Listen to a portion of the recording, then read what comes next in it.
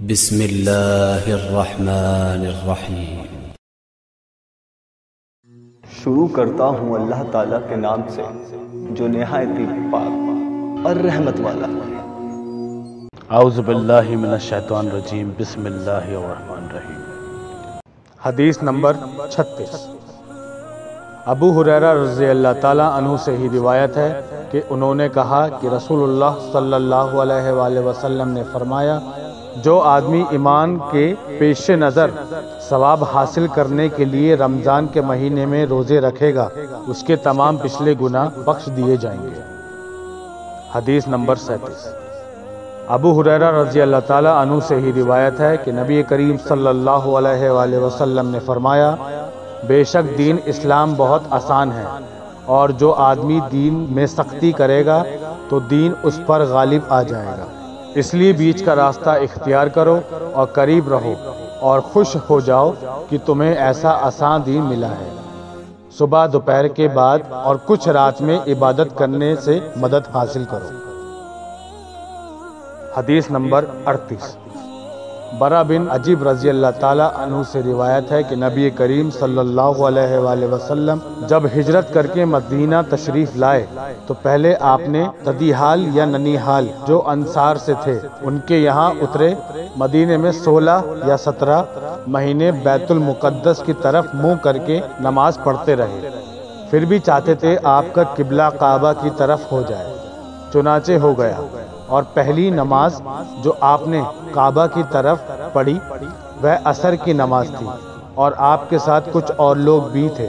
ان میں سے ایک آدمی نکلا اور کسی مسجد والوں کے پاس سے اس کا گزر ہوا، وہ بیت المقدس کی طرف منہ کیے ہوئے رکوع کی حالت میں تھے، تو اس نے کہا کہ میں اللہ کو گواہ مان کر کہتا ہوں کہ میں نے رسول اللہ صلی اللہ علیہ وآلہ وسلم کے ساتھ مکہ کی طرف منہ کر کے نماز پڑھی ہے۔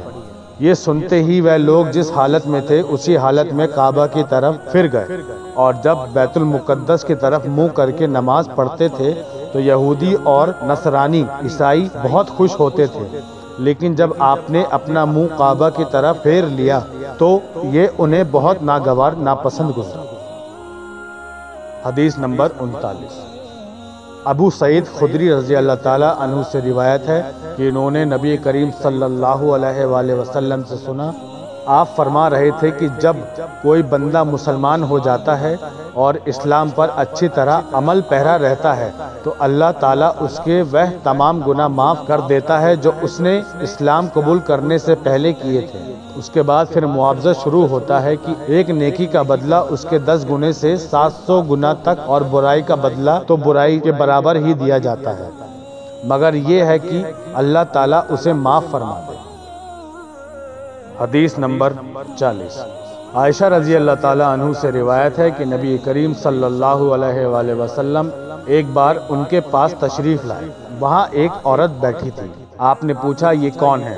عائشہ رضی اللہ تعالیٰ عنہ نے کہا کہ یہ فلاں عورت ہے، اور اس کی بہت زیادہ نماز کا حال بیان کرنے لگی۔ آپ نے فرمایا، رک جاؤ، تم اپنے ذمے صرف وہی کام رکھو جو ہمیشہ کر سکتی ہو، اللہ کی قسم اللہ تعالیٰ ثواب دینے سے نہیں تھکتا، تم ہی عبادت کرنے سے تھک جاؤ گے، اور اللہ تعالیٰ کو سب سے زیادہ پسند فرما برداری کا وہ کام ہے جس کا کرنے والا اس پر ہمیشگی برتے۔